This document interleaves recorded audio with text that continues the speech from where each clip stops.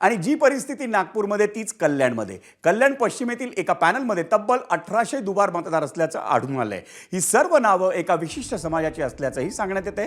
ते पाहता मतदार यादी बिनचूक होईपर्यंत कल्याण डोंबिवलीतील महापालिकेची निवडणूक पुढे ढकलण्याची मागणी कल्याण पश्चिममधील भाजपचे माजी आमदार नरेंद्र पवार यांनी केली आहे. तसंच मतदार यादीतील दुबार मतदार काढून ती अद्ययावत करूनही इतक्या मोठ्या संख्येनं दुबार मतदारांची नावं असण्यामागे काही षडयंत्र आहे का असा संशयही भाजपकडून व्यक्त करण्यात आलाय.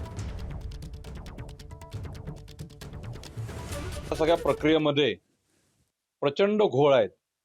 सुरुवातीला मतदार जेव्हा प्रसिद्ध झाल्या त्यामध्ये अख्खेच्या अख्खे बूथ म्हणजे हजार 800 नाव एक बूथ रोड क्रॉस करून 4-5व्या वॉर्ड मध्ये गेलेले आहेत. त्या याद्यांमध्ये घोळ आहे, हा लवकर रेक्टिफिकेशन झाला पाहिजे.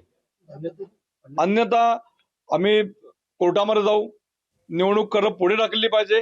जोपर्यंत याद्यांमधला घोळ संपत नाही तोपर्यंत निवडणूक कशी काय घेणार.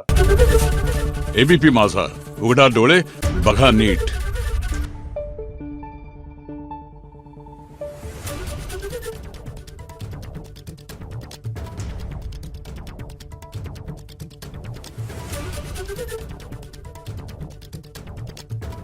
Thank you.